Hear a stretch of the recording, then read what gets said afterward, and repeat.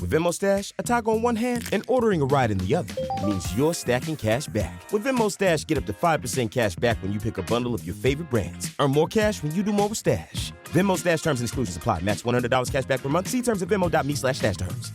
Marshall's buyers are hustling hard to get amazing new gifts into stores right up to the last minute. Like a designer perfume for that friend who never RSVP'd. Wishlist topping toys for her kids who came too. Belgian chocolates for the neighbor, a cozy scarf for your boss, and a wool jacket for your husband that you definitely did not almost forget. Marshalls, we get the deals, you gift the good stuff, even at the last minute. Whew, find a Marshalls near you. The McDonald's Snack Wrap is back. You brought it back. Ranch Snack Wrap. Spicy Snack Wrap. You broke the internet for a snack. Snack Wrap is back. Ba-da-ba-ba-ba.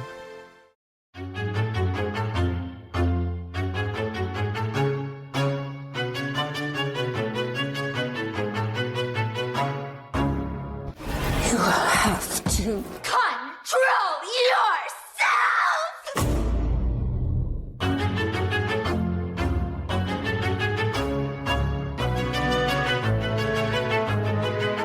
And welcome back to Horror Queers. We're talking, this is the best Christmas present anyone has ever given me. We're talking, I told you, I'm not gonna hurt you. And we're talking, way to ruin Christmas, asshole. And also, content warning, the dog does die. And I'm Joe. And I'm Trace, and we are talking One Flooded Elevator. Oh, that sequence is so good. It's honestly the standout for. I wish it would go on for longer, like more would happen. Honestly, right? I want. Well, they're already at the bottom of the elevator, but like I want the bottom to fall out so someone just falls through. Like whatever. So you want elevator horror? Is what you're saying? Kind of, yeah. Okay, I mean, I haven't seen that one with Naomi Watts, so maybe I should go back and watch that one. But yes, everyone, we are discussing P2 for Happy Christmas Eve, everyone. There we go. Happy holidays, everybody. Happy holidays. Now, Joe, I don't know if you said this in the outro last week or just offline, but you said you weren't sure if you had actually seen this movie or not. So on your rewatch, did you remember? So here's the funny thing, folks. There's a bunch of movies where I feel like I've seen so much of them that I must have seen the whole thing. And then sometimes I watch the movie for the show and realize I don't remember this scene. So there were a bunch of things in here, and I think I had it rated on Letterboxd. But then there were a whole bunch of other things, like the flooded elevator sequence, which I didn't remember at all. So, oh my God, that's like the bit. I know. That's the no, I remembered him running over the guy with his car. I remembered her like running around barefoot, just a bunch of different little incidents, but apparently not a big set piece. Well, okay, well, put a pin in that because I want to bring in our guest who picked this movie. So everyone, he is the co-host of another gay horror podcast in which the hosts pick a monthly theme and each week within that month talk at length about a movie within that theme. Please welcome Stuart Ross.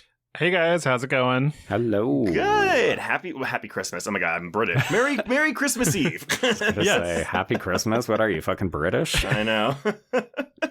Now, Stuart, I have two questions for you. Yes.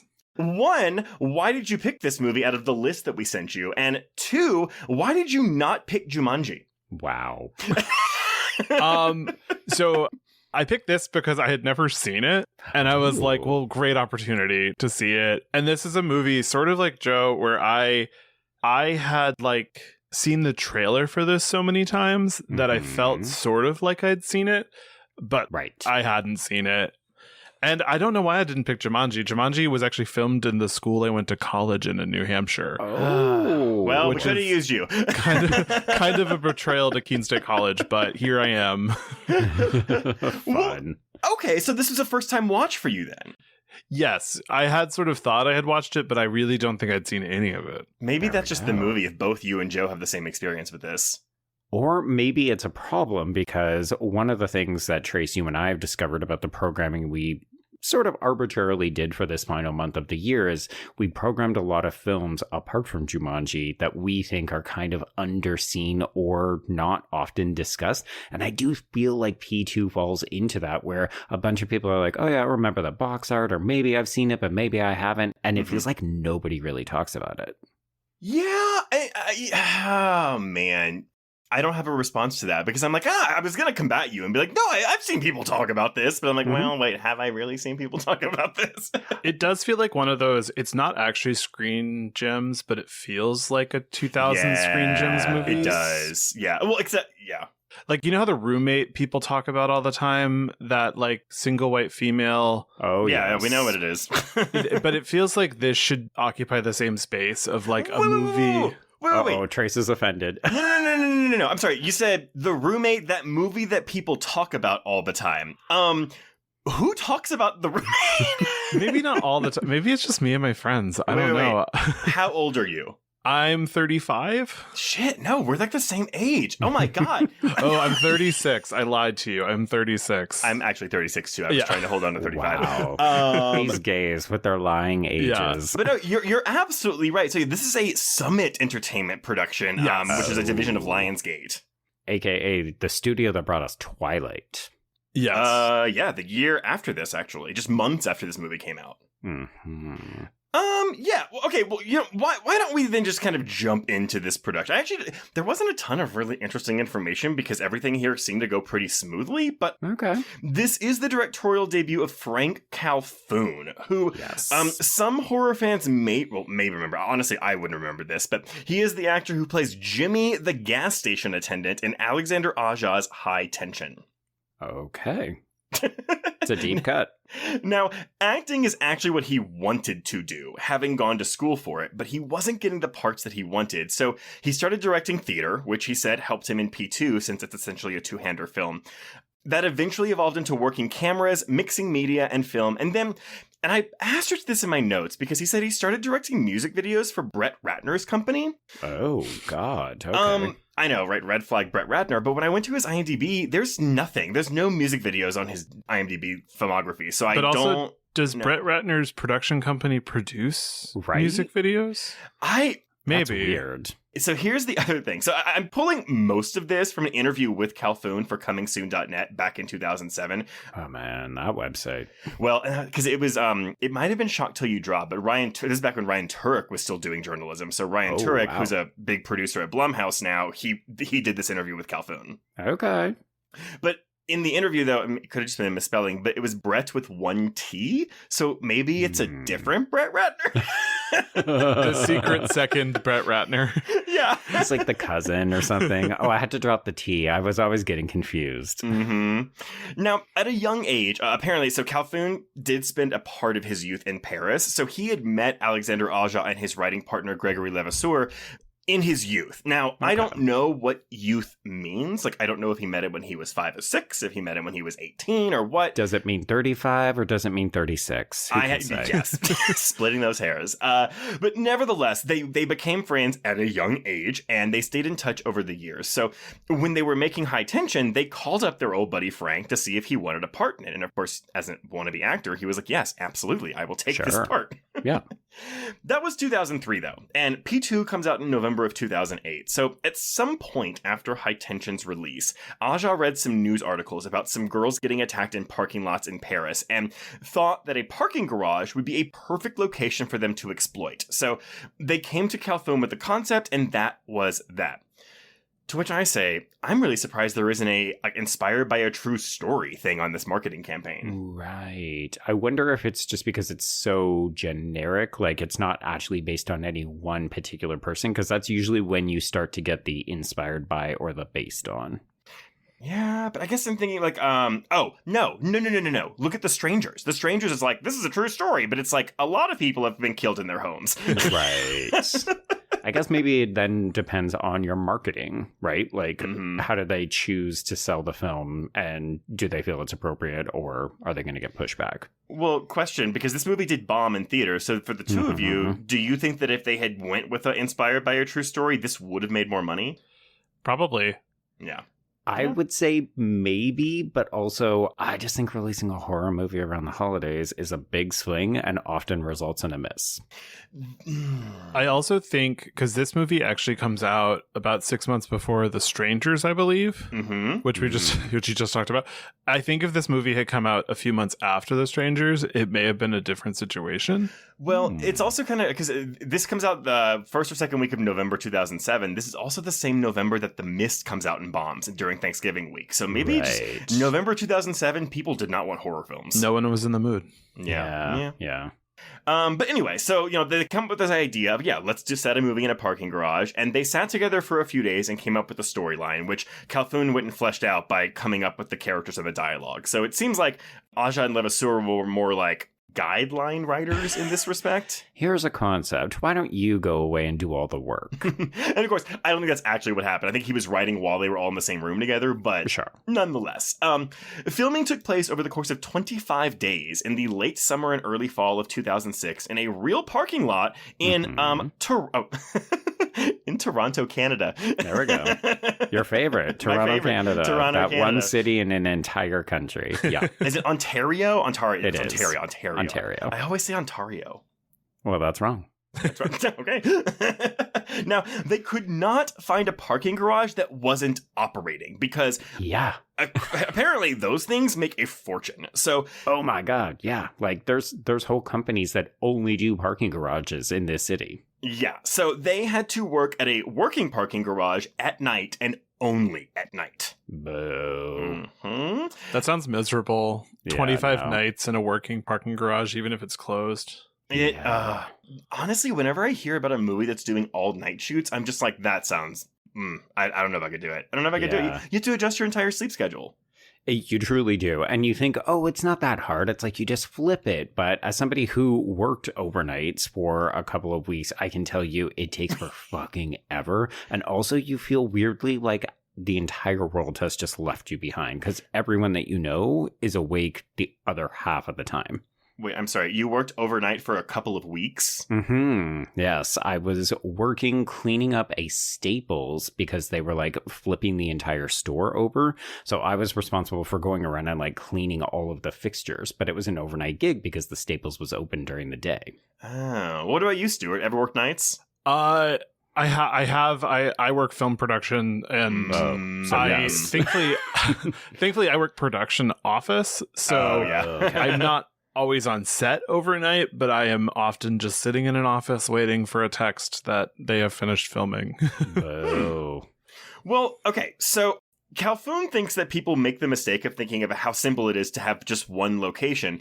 He says it's actually the opposite, especially in a horror film, because it becomes tedious having to come up with creative shots every day in the same place.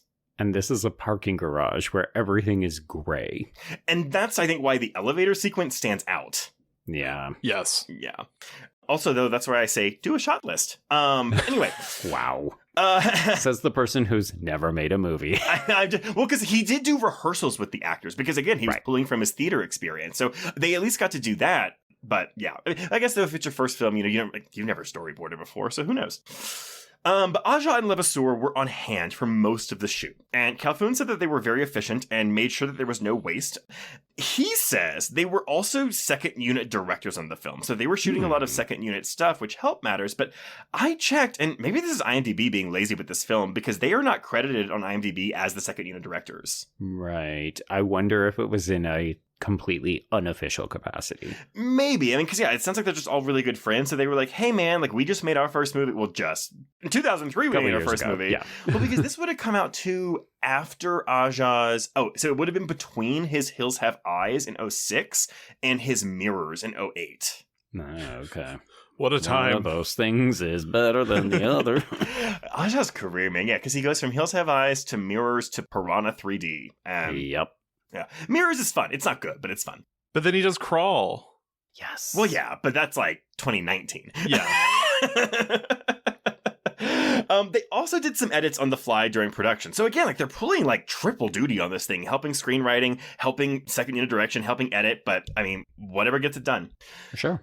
So going back to his work directing in theater, as I said, Kalfoun made sure that Wes Bentley and Rachel Nichols were able to rehearse scenes before filming actually began, and Bentley had an okay time, but the shoot was very hard on Nichols because, as you already pointed out, Joe, I mean, she's handcuffed and barefoot for the entire run of production in a disgusting place, running on that floor, slipping. Thank God it wasn't actually winter, so it wasn't like freezing cold, but like I saw too, they had like 14 different dresses for her, like on like the varying levels of of decay as she goes through the film. Wow. Okay.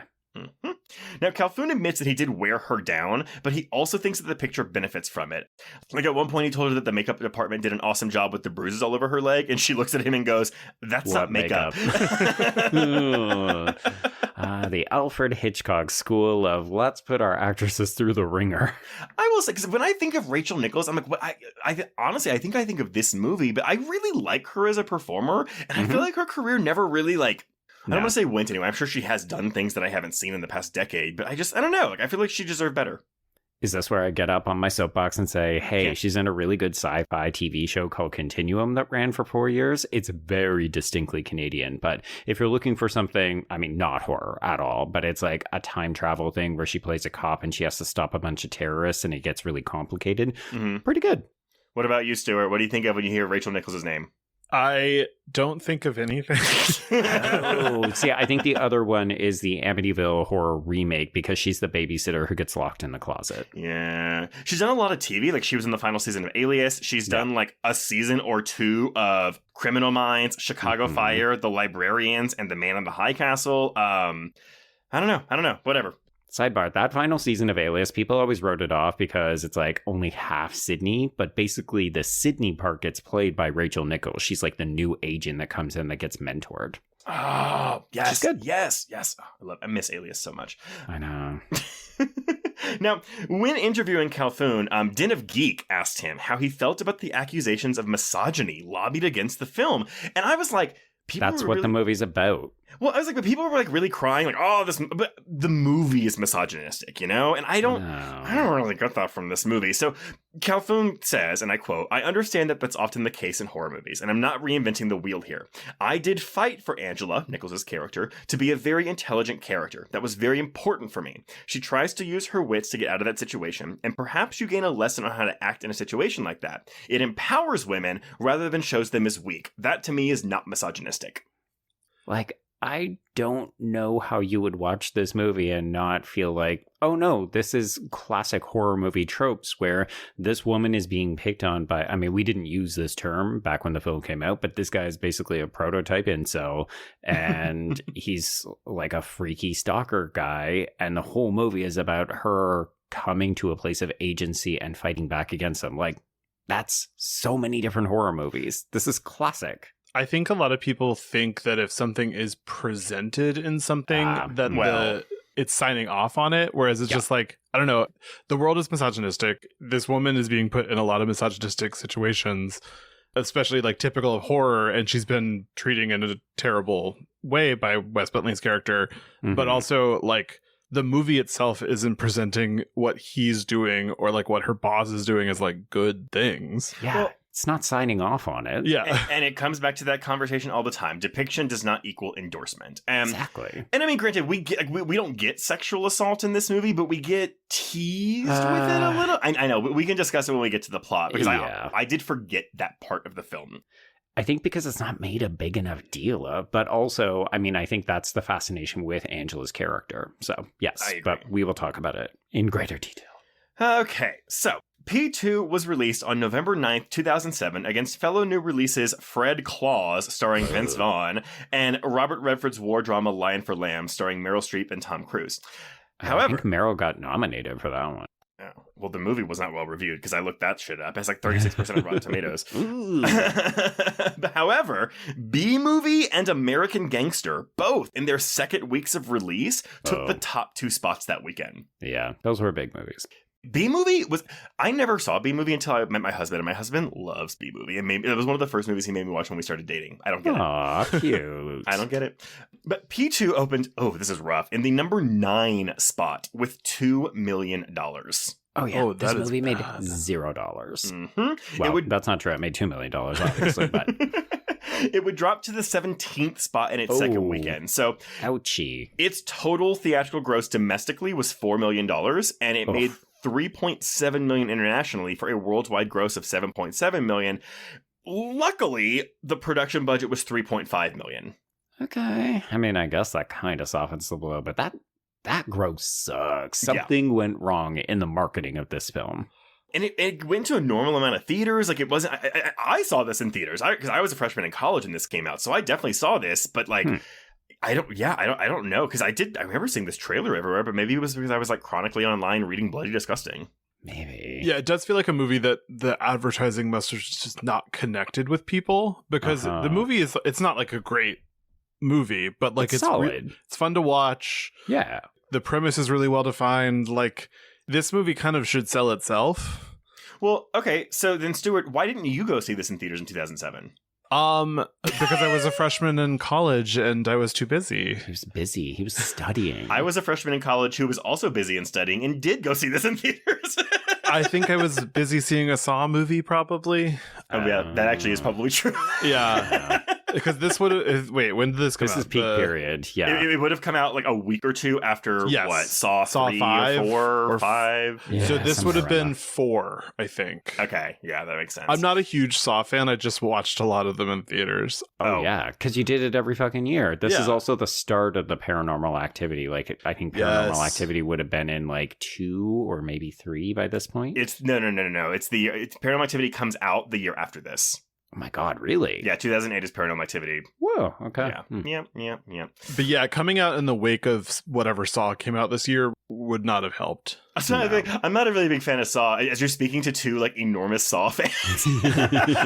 But here's the thing, we don't begrudge people if they're not. No, not at all. I just love it. Saw was a really important franchise in the limited amount of time I watched them in theaters, and then I haven't seen like 7 or 8 or Spiral or Saw 10. So I did see Spiral, but that was because it came out early post-pandemic, and I just was seeing any movie I could see. I just want to go back to movie theaters. Yeah. Big sign off. If you haven't seen Jigsaw, you should definitely check that out. No, Joe, not Jigsaw. Oh, right. Jigsaw's the bad one. Jigsaw's the bad one. Saw 10. Sucks. Yeah, Socks. Like, it is the best entry since 6. And that is I mean, granted, low bar, but 6 is fantastic. But like 7 is bad. It's really bad. 8 is very mid. And 9 is, I would say, mid too. I think Jigsaw and Spiral are just very mid movies. But 7 is atrocious. Good to know. When I finally return to the French. There we go. You've got to. Anyway, so P2, though, critically, wasn't particularly loved. We're looking at a 34% on Rotten Tomatoes, based off of 68 reviews. I know. Roger Ebert did give this a 3 out of 4, though. He actually quite liked this. There we go. Okay. Yeah. After the takedown that we gave him for Jumanji a couple of weeks ago. Man, I know. That I'll never get over that Jumanji review. But Letterboxd users have given this a 2.9 out of 5. And I think that's about on par. I mean, I gave this a 3.5 because I enjoy it. Like, I think it's a nice... I think we could shave 10 minutes out of the opening of this movie. Yes, it needs to get into the garage faster. I wrote it in it's 20 minutes in is when she first meets Wes Bentley's character. Yeah, that should be exactly minute 12. Yeah. It's tricky. So Stuart Trace has developed this new habit where every movie we cover, he's like, it just needs to get into it earlier. We need to shave time off of this opening. And I'm just like, Trace, that's also where most of the character development stuff happens. I would agree, but I still think there's stuff you can cut out of this first 10 minutes. You can get the point across. Because the character development here isn't necessarily deep. And also... she doesn't have like some deep-seated trauma from her past that she's like fighting against, which I really appreciated actually, because I feel like nowadays you would have that. Oh, 100%. She'd have like some kind of emotional trauma from past Christmas or something. And be like, oh my God. Well, I also feel like the character that she's introduced as in the beginning is the weakest part of her character, where it's like she's all about business and she's a working lady. Yeah, right. Like she's going to go to Jersey to be good daughter, but she's not going to go yet because she's not done doing business.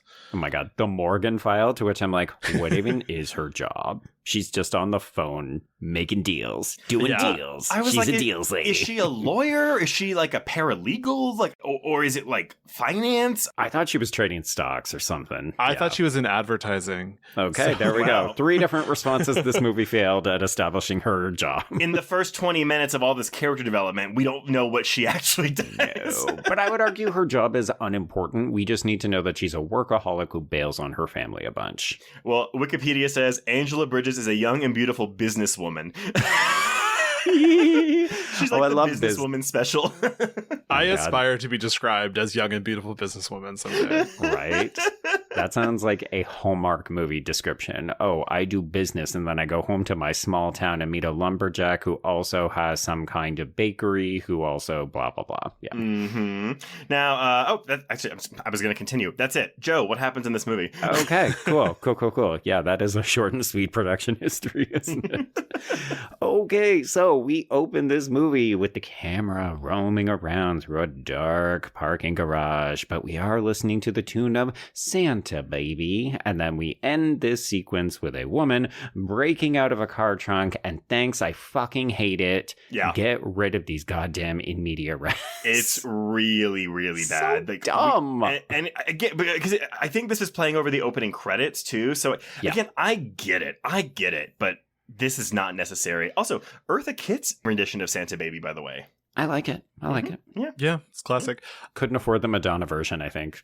So I thought that it was sort of implying that there was another person trapped in a car. Oh, no. Okay, so, that would have worked, though. And so I was like, oh, I can't wait until Rachel finds this, or not Rachel, what's her character? It's Angela.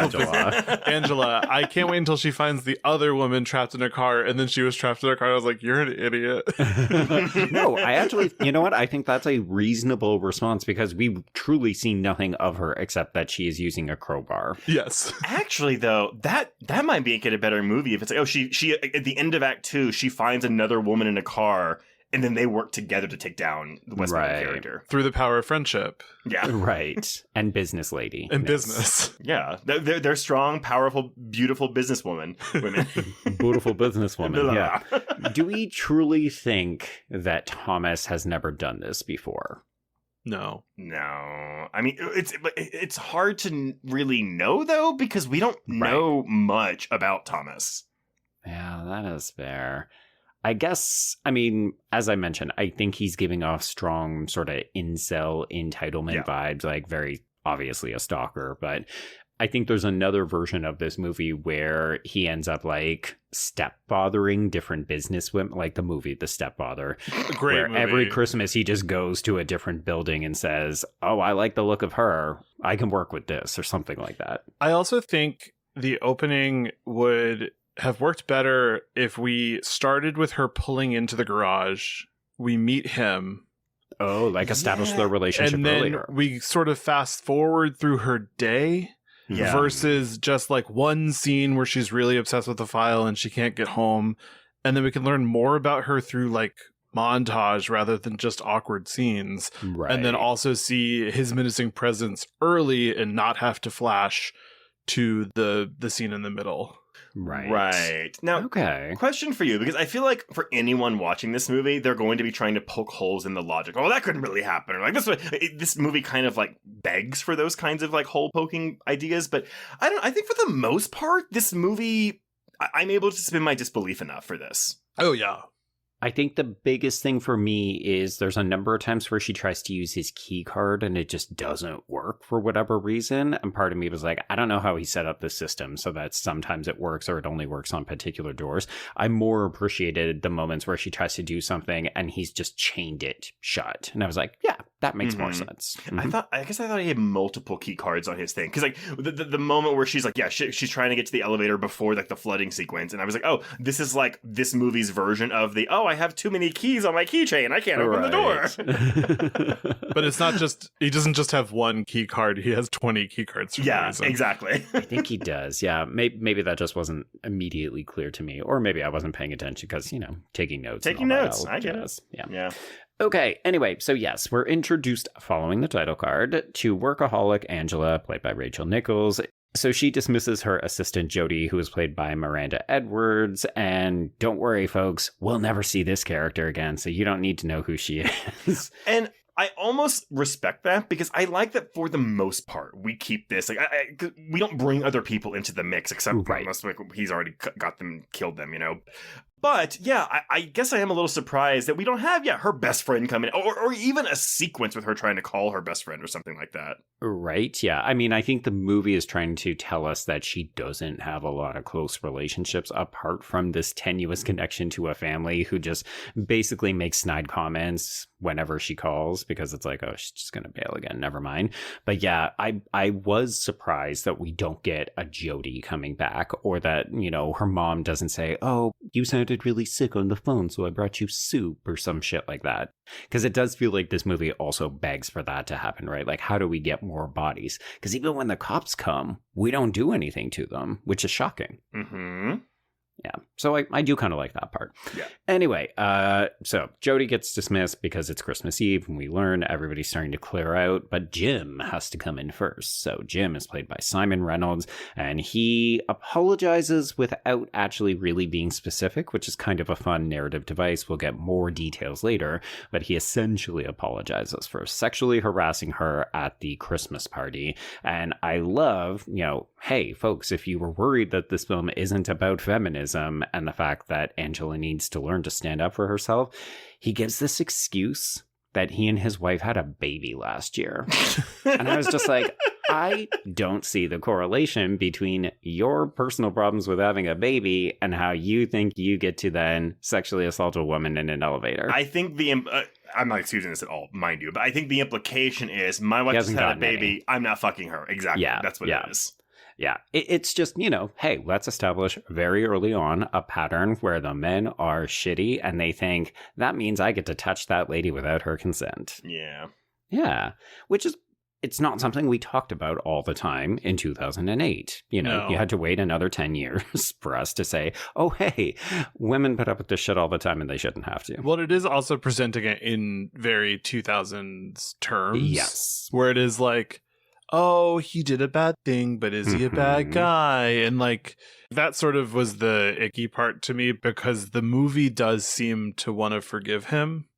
Oh, see, I don't see it that way. I see it as Angela has been conditioned by society to just make apologies or excuses for men. Like, they deal with this so frequently that they just pass it off. And even if they were offended or, you know, freaked out, it's okay, well, I guess he apologized, so I have to forgive him because that's what society tells me to do. And I don't think the movie really does a good job of like laying this out, but it's also like she's a woman in whatever business that she does, and business. This, and this guy, I'm going to assume business. Yeah, beautiful business. I'm going to assume that he's probably not on the higher same. Up. Yeah, he's higher up than her. So it's, and again, the movie doesn't really give you this at all. That's just kind of what I'm inferring. Well, also, from what I'm not seeing. to spoiler alert, but I think the movie's presenting like just because he's a bad guy doesn't mean he needs to die. Right. Yeah. Yes. But does he? Does he?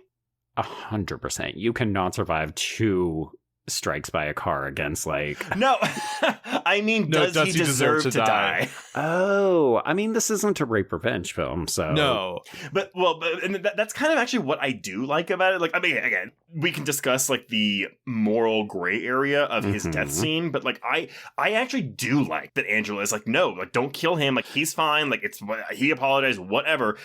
Because I don't know, I just like that I don't know if this is the movie that's really equipped to have that deep of a conversation about this, but I like that it puts her in that position. It's unexpected. Well, and it is also interesting to have the character who is a sex pest be not the he's not the antagonist. Villain. Yeah. Like he's like literally, he's almost like set dressing at certain parts in the movie. Mm-hmm. And so it is interesting to, in a like type 3, like, it's like a 2.5 person thriller, to really be like, the bad guy that we're presented with in the elevator is not even the worst person in this building. Right. Yeah. Yeah. There's something about the men in this building, apart from poor Karl. Karl is lovely. But that's why he has to die. It's the businessmen are the bad guys. The working class is fine.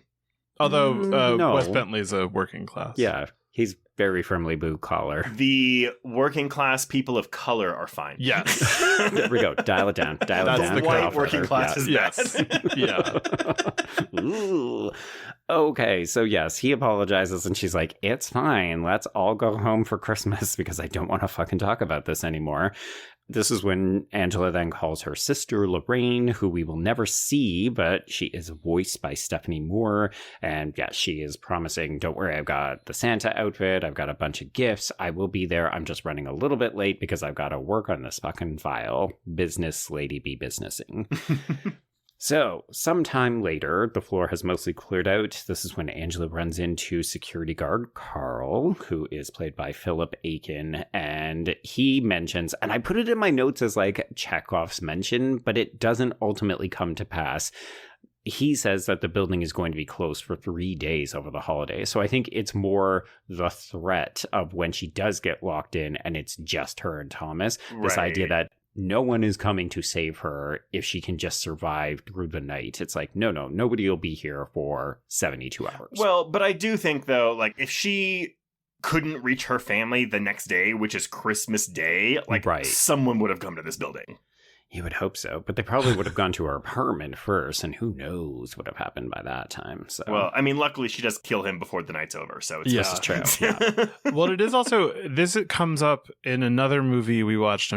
Stage Fright. It's a lot harder to keep someone in a building than to keep someone out of a building. And so I guess he does he locks doors and stuff, but there's got to be like an emergency exit in this garage that she can get out of. Yeah, you would think, but I will also say, having been to a number of like high-rise buildings, and not just because the film was shot in Toronto where I live, but the idea that she can't get out of the lobby, I was like, oh yeah, I've been there, because sometimes you literally need a security guard to buzz you out after hours and stuff. Yeah. Well, and I guess we don't actually see an emergency door, so I'll take your point, Stuart, but I also wonder if, because like Wes Bentley's character, because he has all those key cards, if he has like master control over all the doors, locks, and things like that. I mean, it seems like he does, but like, it seems like it. If there was an emergency door, maybe he has some kind of kill switch for it. I don't know. Yeah, this is where you say, ooh, don't pick too closely at the logistics of it, because if not, it'll probably fall apart like a house of cards. It is funny, because when you mentioned like 10 minutes ago, you're like, oh, you can pick hard at this movie. I was like, I think this movie is unimpeachable. Like, okay. And here you come with like, well, the emergency door. Yeah, and here I am sitting 10 minutes later. But like literally, I was like, I actually didn't like have a lot of questions while I was watching this movie, but I also think it was just in the zone. The movie is entertaining enough that you're not just sitting there.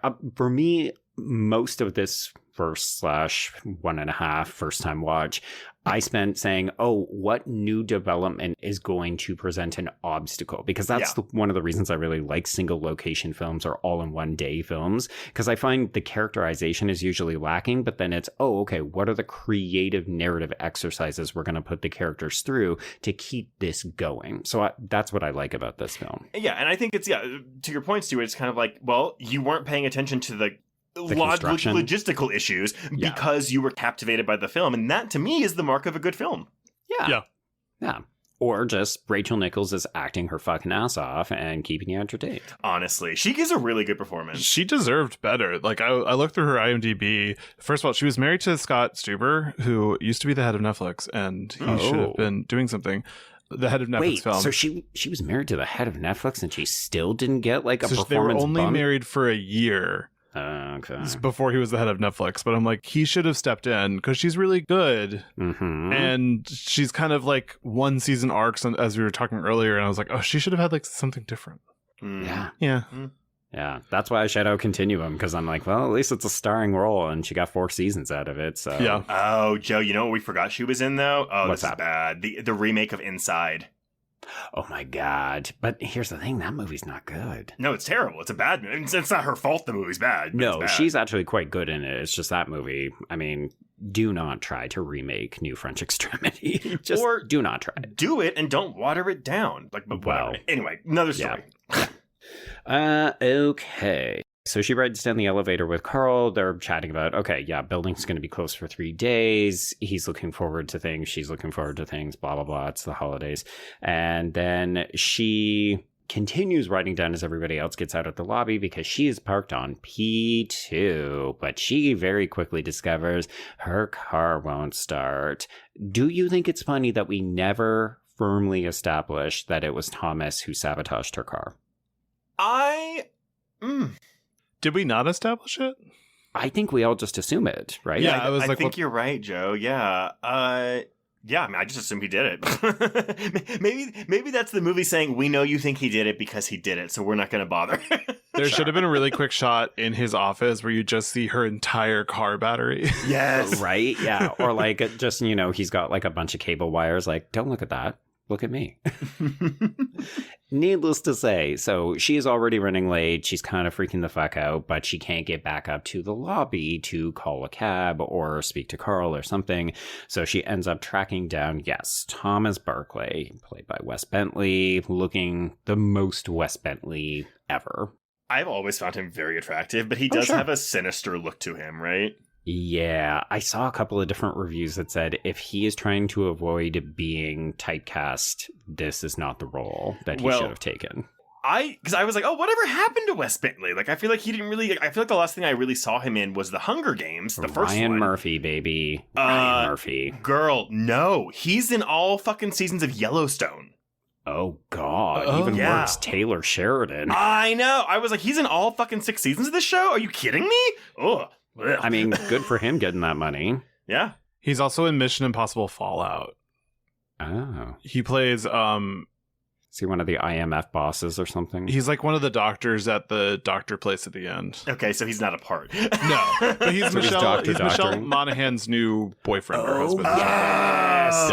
Yes. Okay, oh, God. I remember him showing up in that and thinking, is this what you're reduced to now? Okay. Yeah, but no, Taylor Sheridan saved him. Okay, yeah, so he's got tons of money. Don't worry about him. He's doing fine, then clearly. OnDeck is built to back small businesses like yours. Whether you're buying equipment, expanding your team, or bridging cash flow gaps, OnDeck's loans up to $250,000 help make it happen fast. Rated A+ by the Better Business Bureau and earning thousands of 5-star Trustpilot reviews, OnDeck delivers funding you can count on. Apply in minutes at OnDeck.com. Depending on certain loan attributes, your business loan may be issued by OnDeck or Celtic Bank. OnDeck does not lend in North Dakota. All loans and amounts subject to lender approval. A cinematic fever dream based on the visionary game. You did it, didn't you, Jimmy? You woke him up. No one said it would be easy. Return to Silent Hill. Exclusively in theaters, January 23rd. But yeah, this feels very much in his wheelhouse. I will say, I can't tell if it's just like the 2007, 2008 of it all, but his hair looks like you could hit him with a bat and it just would like protect his head like a helmet. That is so much gel. This hair don't move. Yeah, it looks like a Lego piece. Yeah. Yes! Oh my God. It's got the sheen even. Do we think it was a wig? No. No. I like it, though. I think he looks good. It's just a good hair team. If his hair is consistently hard, the whole movie. Are you hard? My hair is. What is this, Showgirls? You said it was R-rated. It is R-rated. Oh, okay, it's good. definitely R-rated. Yeah. Okay, so she goes to him because he is like the Here's the thing. Is he a security guard or is he the parking attendant or is it just one and the same? I think it's one and the same because I think this entire office is like a security guard because he's got security camera footage in his little office. Yeah, I guess I'm wondering, is it like, he and Karl would then know each other? Like they would pass each other on routine checks and that kind of stuff. See each other at the security meetings. Right. Well, actually, okay, sorry, going back to how to fix the opening of this movie. Instead of having it be, let's just follow Angel the whole time, maybe we have it like cross-cutting where we're going back and forth between her day and his day. Oh, okay.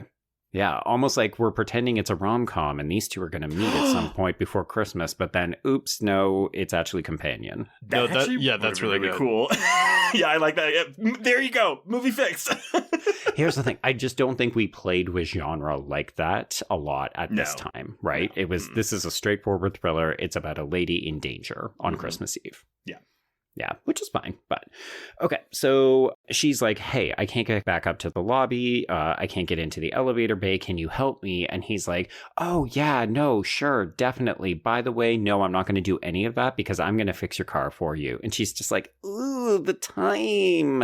And he's like, no, it's fine. Let me do this for you because he obviously is stalling. So this is the only part of the movie where I don't think he's a piece of shit because honestly, as soon as he's done trying to fix her car, I think he switches. Like he has so many red flags that he is raising by things he is saying to her. Oh, that's so funny that you say that, because the red flag for me is right here where he's mansplaining to her. She's like, I need to go. I'm going to call a cab. Can you just let me up? And he's like, no, I think I know your car better than you know your car because I'm a man. No, I totally get that, but I mean, like, it doesn't read like manipulative. It reads, yeah, like an asshole man, but not like he's like a villain type guy. But like immediately after this, he'll just be like, oh, I was just trying to help, or like these like little like they're not microaggressions, but like. So he's just a piece of shit man here, but he's not a stalker or an abductor or like a villain yet. Yeah, but the things he starts saying after this do read like stalker, creepy villain guy. Well, yes. This was peak pickup artist time. Oh, so God, it was hard for her to distinguish in the moment if he was the worst person she's ever met or if he was a kidnapper. Right. Well, and let's not forget, we've already established based on her interactions with Jim that she will allow men to do this because she has been conditioned as a woman to just be like, no, it's fine, I guess, even though I have said very perfectly clear and loudly that I would actually just like to leave and be in control of my own destiny. Yeah. Well, it's conditioning, but I guess what's the reason for the conditioning, right? Is she doing this because that's quote unquote how society is, or is she doing this because she's aware if I do something like to contradict him, he like could kill me because that's, I don't know. Trace, the thing that you're saying is like that meme from The Office where the same it's picture. Like, yeah, it's the same picture. Well, and I do think she does treat his feelings a little bit differently than she does the boss, because like she doesn't know him, right? Yeah, and he's not her boss, he's not her direct supervisor, right. So she's like, actually I really wanted to go like to the taxi, like don't fix my car, like, and she eventually lets him because he's just doing it. But then like also when he's like, oh, do you want to like spend Christmas with me, she's like, no. Yeah. Oh my God, that moment is so fucking awkward when he says, oh, do you want to maybe just stay? I've got a little Christmas food. And she kind of looks at him and there's that pregnant pause and then he laughs and it's so awkward. He says, I'm just kidding. Like he says, I'm just kidding a lot during this movie, and it's real gross. He's never kidding. No. Yeah. I do want to also highlight, just because I really need to hit this point, that she thanks him multiple times. And at a couple of different points throughout the film, he will be like, well, you didn't even thank me. Oh, well, you didn't even consider how I'm feeling. And I'm like, no, motherfucker, she did every time. The one bit of sass she gives him, and it's minor sass, but he says like, oh, it's the holidays, it's a time to be thankful. And she's like carrying all this stuff in her hands. And she's like, no, you're right. I should be thankful. Yeah.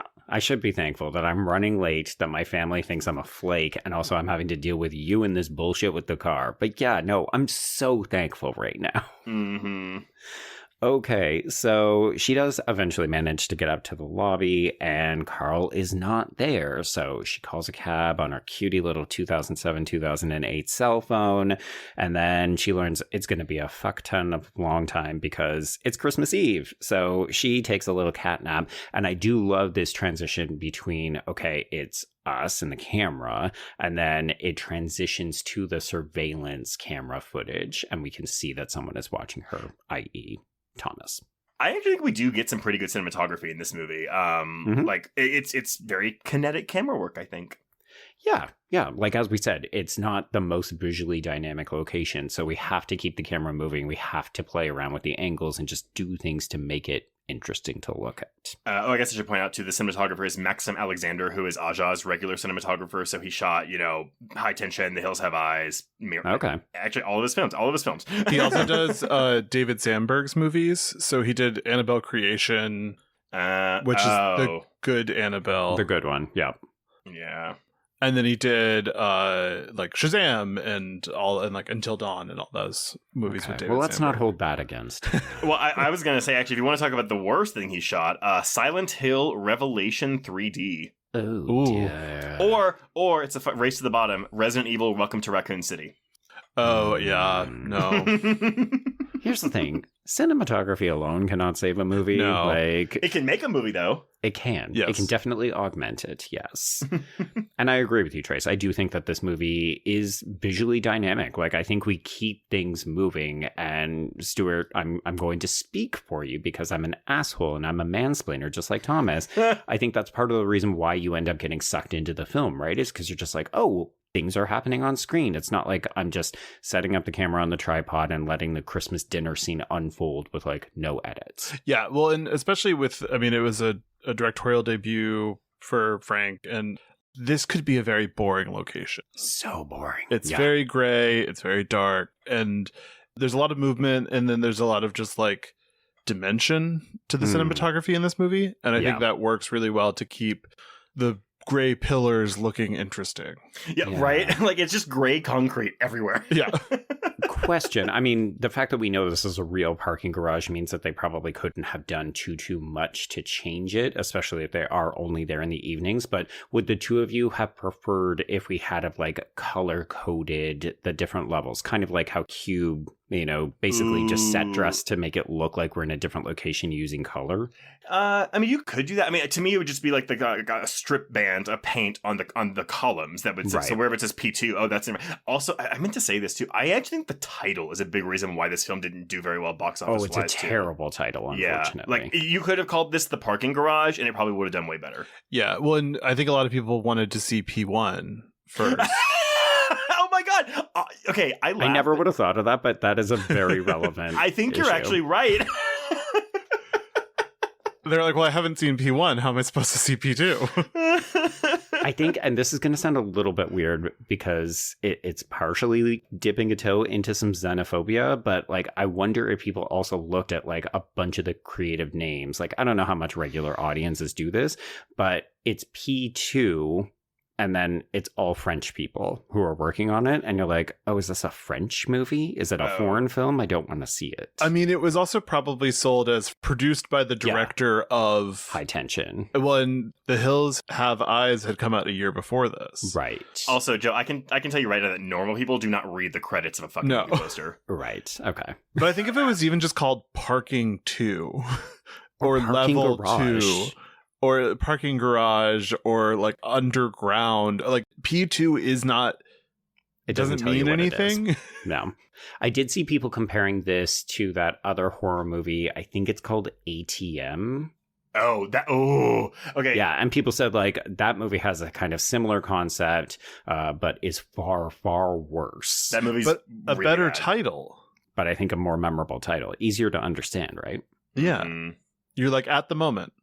Well, they should have just called this P1 and put it on parking level 1. Yeah. There we go. Yeah.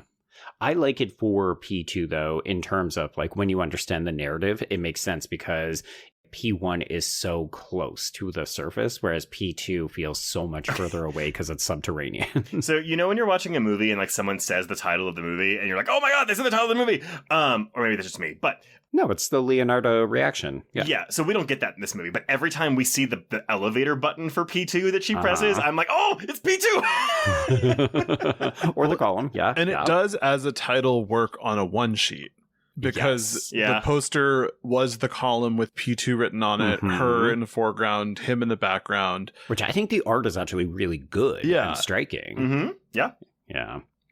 Okay, so all this to say, she is waiting for this cab. The cab ends up arriving. She discovers she cannot get out the door, so she goes downstairs to try to, like, see if she can get out from P1, going up the ramp, and the cabbie pulls away, so she's like, fuck, I'm truly screwed now. And then that's when the lights go off. So she's using her cell phone to light the way. She trips and falls. She injures herself, and you think, okay, well, this has just gone from bad to worse. Oh, and then she gets drugged. Yes. And sorry, this is the 20-minute mark of the movie, by the way. So she does not meet him at the 20-minute mark. She gets knocked out at the 20-minute mark of this movie. Right, yeah. Okay, so she wakes up and she's dozy because, of course, she has been given some kind of sedative, obviously chloroform or something like that. But she very quickly realizes that she is chained to a chair. And I think the creepiest thing, and we will double down on the creepiness later when she sees the video of it, but he has removed her clothes. So she is wearing a slip instead of the outfit that she was wearing before. So he clearly took off her clothes so that he could imprison her. Yeah. Okay, so she promptly vomits, which is a pretty relatable reaction, if we're being honest. And then she has to listen as Thomas apologizes for scaring her. He's laying out the holiday spread. He's opening a bottle of wine. And this is just like, oh, wow. He's living in the world of Delulu because he's acting like this is a first date. He is, I mean, credit to Wes Bentley. He plays a convincing he plays a convincing psychopath, but like this character is so frustrating, intentionally so, because it's just like, dude, do you not understand? He doesn't understand. That's the answer. I don't know. Okay, new question. Do we think he knows exactly what he's doing? Because I think he has enough self-awareness to play this game. Like, to me, part of this is him forcing the normality onto this, even though he understands exactly, oh yeah, no, she doesn't want to be here. I've imprisoned her. But he doesn't come off as psychotic. He seems very much in control to me. Oh, 100%. No, he knows what he's doing. I think he's a little bit delusional, where I think he thinks he's doing a bad thing that could result in a good thing. Right. Okay. Where he's like, this is our like meet cute. Yes. I mean, both. Because there's that part at the end where when he's about to die, when he's like, I'm always alone. Like, no one wants to hang out with me. And so it's like, I don't know. I mean, like, so it kind of goes back to the question of, do we think he's done this before? Right. I think he is aware of what he is doing. I don't think he is aware of how wrong it is. Interesting. Okay. This is not to excuse any of his behavior or give him a pass in any shape, way, or form. No. I just like the way he does this. I'm like, dude, like, come on. There's never a self-reflecting moment where he's like, I know. And credit to the film for not giving us some kind of detailed character backstory where he says, I was abused as a child over the holidays and I was always left alone. So now this is why I like kidnap and sexually assault women every Christmas Eve or something. Like, it doesn't do any of that kind of stuff. And I kind of appreciate that we can make up our own minds about whether we think he's done it before or if he truly believes what he's saying and so on. And that's the thing is, like, when we get to the video later where he's kind of molesting her, yes. He feels entitled to all this. Like, he feels like he is owed all of this. That's why I don't think he thinks it's wrong. Right. Yeah. Well, I also think it's a really interesting casting choice. Not interesting. It's a good casting choice to have him be hot. Yes. It's not the scary guy in the beginning of every horror movie, or like, it is just like a traditionally attractive guy who's probably just like, the character is a little awkward. Right. Yeah. Like this guy, based on looks alone, could get any woman he wanted. But the problem is he is so socially inept that just talking to him will send a woman running for the hills. Yeah. Right. Yeah. And that's why he's always alone. Yeah. Another red flag that he mentions as he's opening this bottle of wine and encouraging her to eat and so on is he says, oh, I'm a big reader. So I'm reading The Sun Also Rises.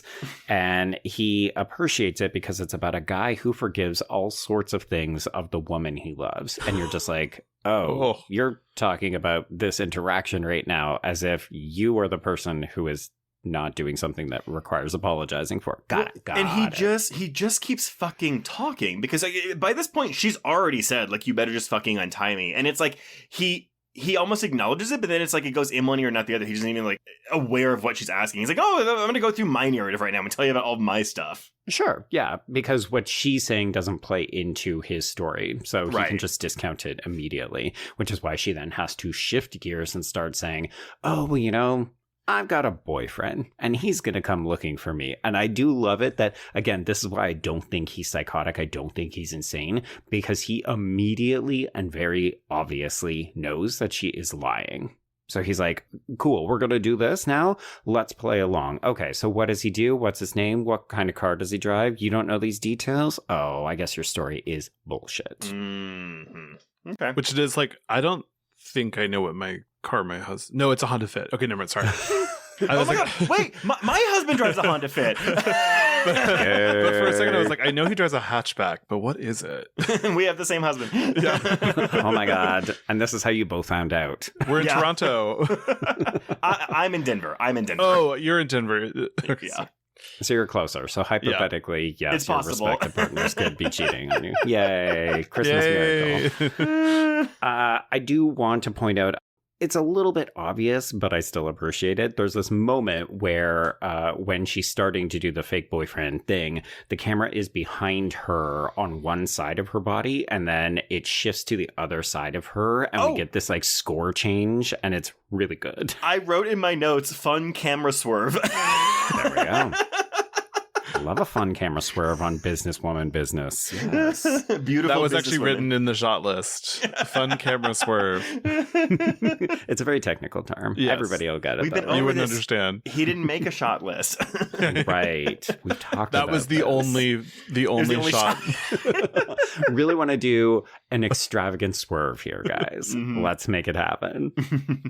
Okay, so next move is we need to get the family out of this equation. So he makes her call on speakerphone to her family, and we have to hear all of her family just kind of being shitty in the background. I love that touch because, again, a little bit relatable content, but he's also squeezing, half massaging her neck. Like, if you don't say the exact right thing, all I got to do is put a couple more pounds of pressure on this. And I think this is where we really start to see Nichols' performance come out too, because again, it's nothing new. Like, this type of role isn't really new for the genre. Like, it's a woman tied up, crying, whatever. But I don't know. I really like the performance she's giving here. Yeah. I think she sells this moment where she wants to say something, but she knows that it's not going to help her, so it's better for her to play along, which again just feels like this whole movie is actually secretly, not so secretly, about like sexual assault and rape, because just get through it, do the thing that the attacker wants you to say, and then hopefully you will be able to see these people at fucking Christmas brunch tomorrow. Well, the good thing about this movie is it doesn't work. Like, it gets her so far, but then she does have to flip the switch, fight back. I think she gives a really subtle performance in this movie too, which it just feels real, which is probably a tribute to the rehearsals that they had. Right, the chemistry. Yeah, because it just like they feel like two pretty lived-in characters, and just 90% of this movie is just the two of them. Yes. And if it didn't work, it wouldn't work, and the whole movie would fall apart. Yep. So true. Yeah. Also, could see this as a stage play, if we're being honest. Okay, so Tom decides that he's going to give her a gift. So this is a video cassette of Jim harassing her in the elevator, which, I don't know, maybe this counteracts my understanding of him as a psychopath or somebody who is fully in control, because if he does in fact know what he's doing, this is extremely manipulative. 100%. Yeah, like this whole movie's creepy, and I feel like just being like, it's so creepy when he does that. Yeah. It's the big ick factor for sure, because that means he saw it and never told anyone about it either. He was just like, cool, I guess I'm attracted to this woman, or I want to see what she does when I start applying pressure to her. Like, that's extra gross. Well, he also kind of like, it seems to consider her complicit in her own victimization. Oh, yes. Yeah. Which is not right. No. No. And we will get to it when he basically starts to turn on her like, oh, don't you want revenge? Why don't you? Did you fuck him? Did you do it for a promotion? You're just like, oh, you don't understand how women work. Okay. No. Yes. Yeah, got I'm surprised he didn't call her a dirty birdie. Yeah. I mean, he might as well have. Mm-hmm. Okay, so after we have given her this gift, we need to move because this is only part one of the gift. So he frees her foot and she promptly stabs him with a fork in the shoulder, which is a nice moment. But it doesn't get her very far. So he does manage to immediately handcuff her hands behind her back. And then we begin to drive down. So we go all the way from P1, where his office is, down to P4. And I think especially if you are a woman or someone who has been in a sexually fraught situation, this moment where she says, "Why are we going down?" is pretty fucking terrifying. I was literally just going to say chilling, and I was like, that's stupid.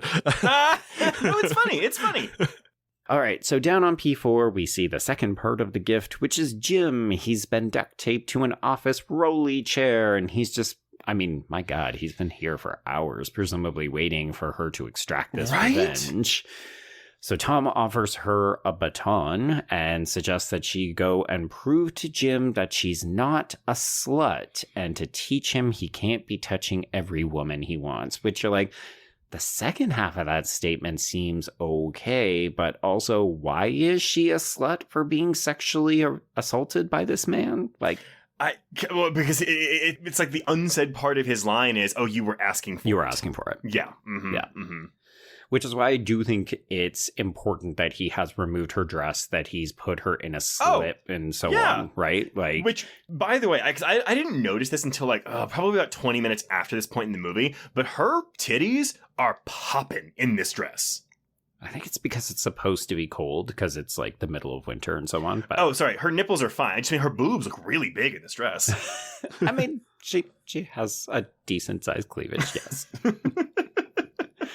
She's a beautiful businesswoman, so terrible.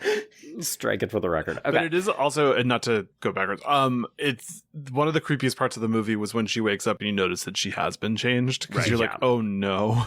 Yeah, like is this some kind of doll fantasy shit? Like, oh, has he already sexually assaulted her? And the answer is kind of yes. Yeah. Because that's actually the thing, that the hypocrisy of him, which he doesn't understand. Or sure. Yeah. Or I guess maybe he does understand. I don't know. I don't think he does. But question mark. Yeah. I don't know.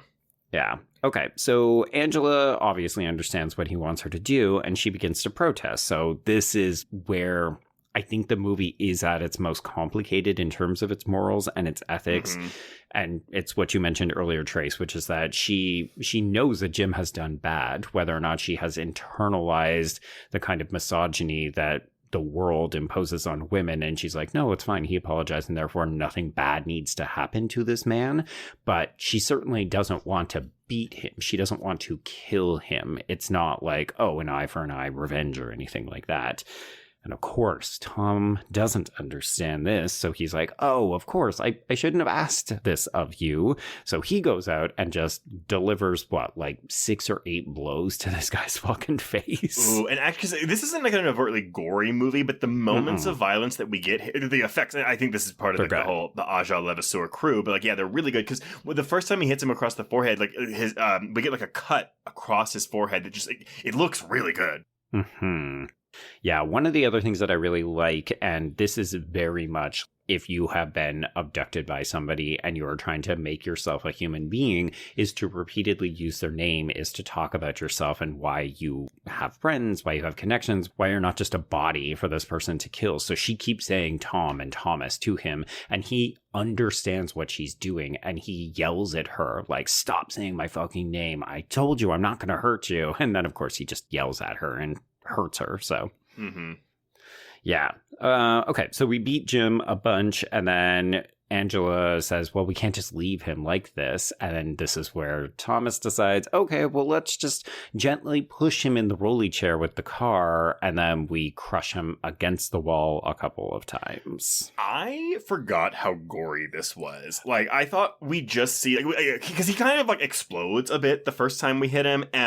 But then when we cut back, his intestines are just fully out, and he is still alive. Mm-hmm. It's a really gross effect, and it is, but it doesn't feel so over the top. Like, I think it still looks realistic. Yeah. Well, I also think for a movie that is so reserved in a lot of ways, when violence is that over the top, it hits harder.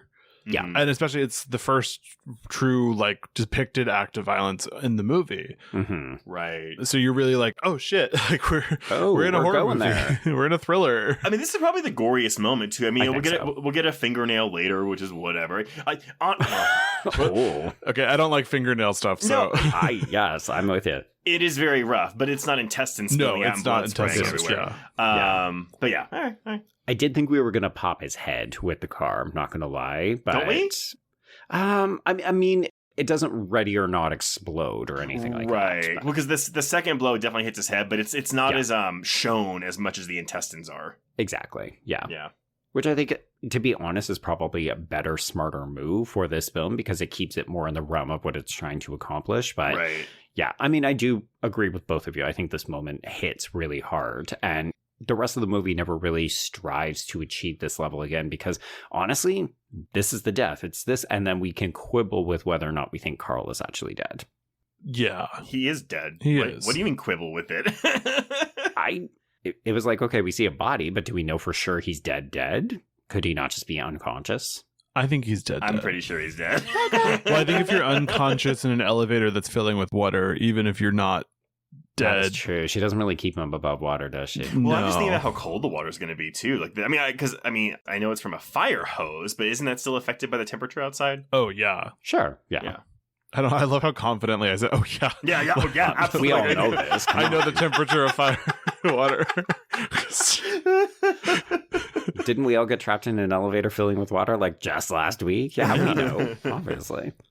Okay, so as we have been killing Jim, because he is for sure dead, this is when Angela seizes the distraction to take off her shoes and make a fucking run for it. But don't forget, folks, she's still in a slip. She has no shoes on now, and her hands are handcuffed behind her back. So good luck, girl. You're going to have a great night. The lack of shoes is good, though, because she was wearing heels before. Yeah. I would rather be in heels in a parking garage than barefoot. Yeah. To each their own. It's tricky. I do like that the movie makes it known that it is cold and that she is regularly freezing, but it doesn't lean on it too heavily. Like, we never see her, get frostbite on fingers or something like that. Yeah, we're not doing any kind of like hypothermia but that's water. Yeah. Whatever, that kind of stuff. Well, it's already a survival horror in that he's chasing her. You don't need the added like, oh no, her she's freezing into the wall or whatever. Well, or then wolves come in and suddenly have to chase her. I guess we do get a dog bit. I think that maybe, though, is why I like this so much. That it is very simple, and I mean that as a compliment. Yeah, it doesn't overcomplicate things. Mm-hmm, yeah. Okay, so she's on the run. She does take a moment so that she can get her feet through the handcuffs, get them in front of her so that she can actually use them, which is a smart decision. Good thing she's a bit limber. And then she sneaks into the security office so that she can try to recover her phone, because once again, she's actually quite smart. She does the things you would expect someone to do in these situations. But of course, hey everybody, did you remember that Rocky the dog is still in there? So we definitely play tug-of-war with her purse, and she loses that, but she does manage to escape with the phone as well as one of his key cards. Yep. Okay. So she calls for help from the P1 gate, but the only person who hears her is an unhoused woman who ends up mimicking her, so that's unfortunately not going to be helpful. I liked how rarely we leave the garage. Yep.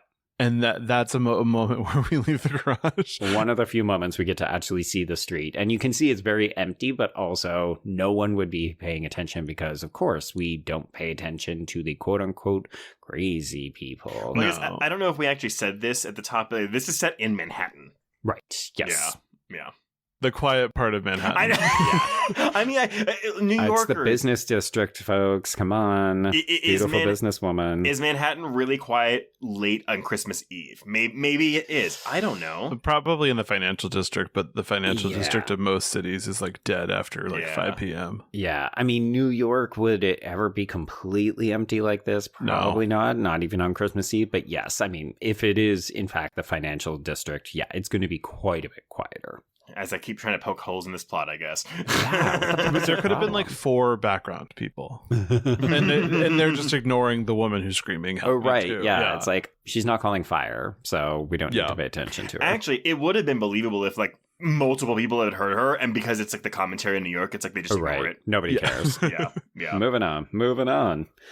Okay, so she next tries to use the cell phone that she's got. So it doesn't have any reception when she's in the parking garage because we're underground. So she tries to stick it through this grate to get some bars because also this is a 2008 film and we love to do cell phone stuff in movies.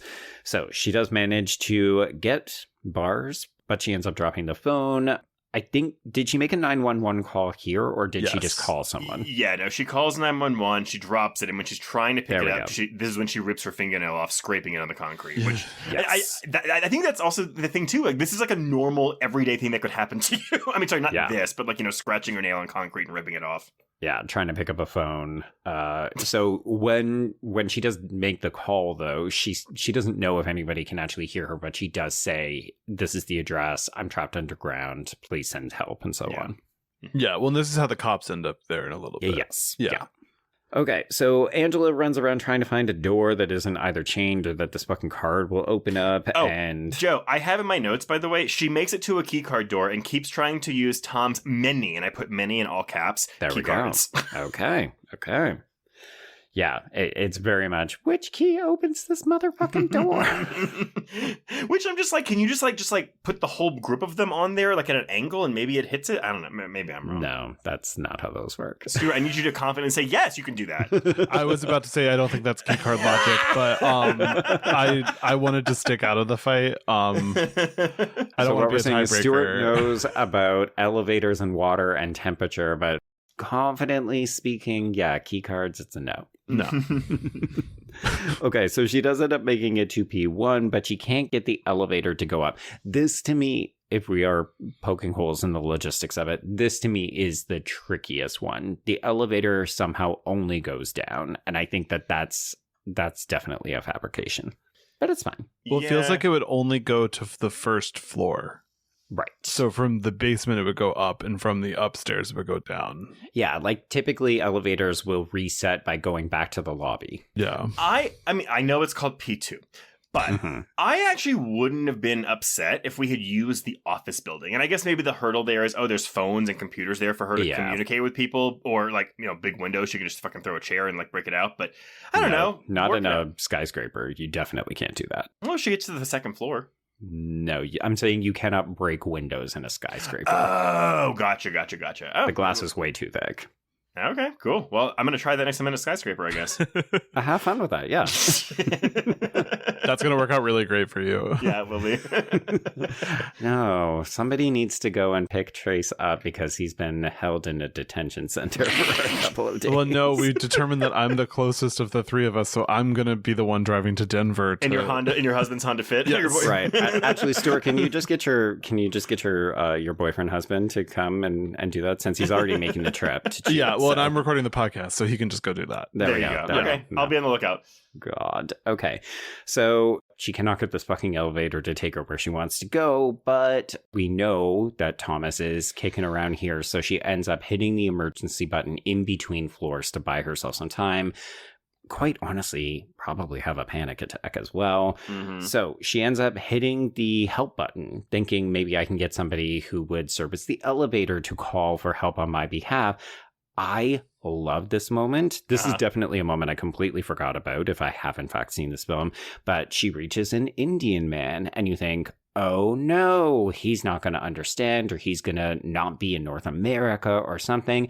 And then we realize this is Thomas. He's doing a bit by changing his voice. And also we're all fucking racist. What I actually really... So it's the reveal, right? Because he strings her along for a little bit. And it's not until she asks him to call the police. And his response is, the police? No, I'm sure he's just trying to help you. And that I just got chills. Yeah.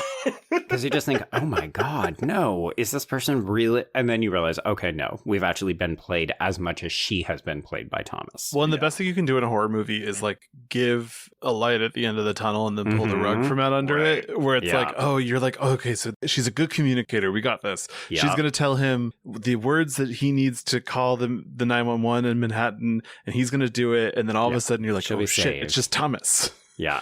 Oh, fuck. Okay. Yeah. And truthfully, though, I think we're probably around the halfway point of the movie. So, like, as an audience member, we shouldn't think that she's ever going to get an actual, like, savior at this point in the film.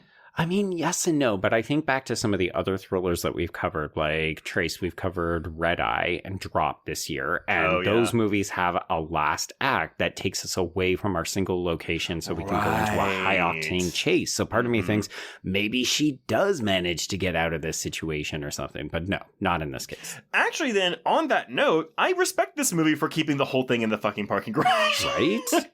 Yeah, because this is what, an hour 37, 39 or something? And you know what? 9 of those minutes can come out of this first 20 minutes. Oh my God, shut up.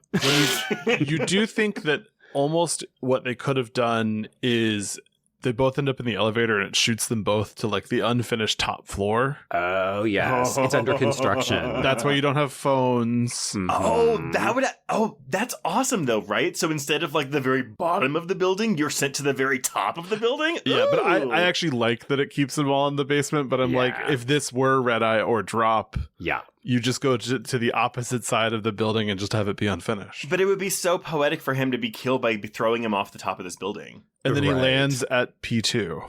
Somehow. Yes. Somehow. It doesn't even make sense, but how does it work? Yeah. It's the loading dock entrance is directly to P2 where yeah, or he hits a grate and he just keeps going down. No, she pushes him down the elevator shaft and the elevator is stopped on P2. Yes. Okay. These all work. I'm liking all of these as a brainstorming exercise. What have I seen where, somebody ends up in a floor of like either a hospital or a building and it's under construction and then we have like a whole set piece there? What am I thinking of? Happy Death Day to You definitely has one of those. Yes. Scream 5, I think the floor that Jenna Ortega ends up is under construction. I mean, I guess you could make the argument that the one with Emma Roberts in Scream 4 is also kind of like that because there's no one there. Yeah. Oh, well, that's just the emptiest hospital in all of North America. Yeah. Okay. So Thomas asks her to give him a chance, suggesting that she'll grow to love him if she just gives him a little bit more time, but also she needs to respect herself a little bit more. You're just like, dude, don't be a slut.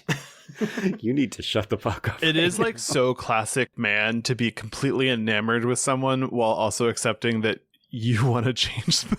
Yeah, like I'm in love with the idealized fantasy version of you, but I think the one in front of me that I maybe have a chance with is a huge slut who was asking for it. You're like, here's a list of changes I would like you to make before I consider dating you my kidnap victim. But do we think he idolizes her as like virginal of some kind? Maybe.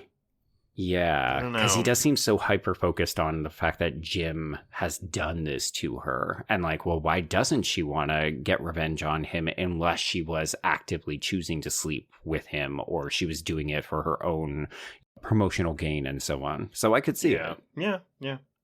Needless to say, we're in the elevator sequence, folks. So she's hanging out here, and then he dumps this fire hose down and turns it on, and this motherfucker starts to fill up.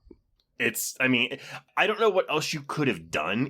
The only real escalation of stakes we get here is when Karl's dead body falls through the top of this elevator. Right. Also, Trace, it's not escalate because we're in an elevator, so it actually would have to be elevates. Well, no, because then we're elevating the horror of the film, Joe. Oh my god. Hunt us all into the sun. But no, I mean, I love this because I think in other movies she would try to, open doors to get the water to go somewhere else, or she'd be, floating up at the top with her mouth just out in the air and being like, no, I can do this. And instead she's just like, fuck, nope, I've got to hit the emergency release so that we can get down to another floor. Yeah. But honestly, I think the entire time for the rest of this movie, and again, they're filming this in the summer, but it's set during the winter where I'm just like, you must be fucking freezing. Yes. Yeah. It's a really inventive set piece in the middle of this movie because I sort of guessed that there would be something to do with an elevator. But I at no point was like, it's going to be filled with water. No, because why would you ever think that? This was in the trailer, which, I mean, it's a bummer that it's in the trailer, but I remember this was what made me want to see the movie, where I was like, oh my god, I want to see the water elevator. The water vader. There we go. We don't fill that Evil Dead Rise elevator with water, do we? It's blood. It's blood. Okay. Joe, come on, you complained about The Shining. Of course I did, yes. But in my defense, stop it with the fucking Shining. I know. No more blood elevators, everyone. There we go. See, because isn't it just as entertaining when we see them crash out onto, what is it, P2, P3, and they hit that wall, and you're just like, ouch, that looks like it hurt. Well, so actually, if Karl wasn't dead yet, he probably broke his head on the wall when his body... I do think he goes head first, for sure, yeah. I guess it was just more, there's never this moment where she like checks for a pulse and she doesn't get one, but I guess we also never see, his body get wheeled away or anything, so. Yeah, I think it's a solid RIP for Karl. Okay. We're still debating it. Time of death on Karl right now. Yeah, right now. P3 water elevator. There we go. I mean, I do think it's because I don't have the DVD or Blu-ray of this. I'm sorry, there is no American Blu-ray of this movie, which is ridiculous. But what? I wouldn't be surprised if there's a deleted scene of Tom killing Karl.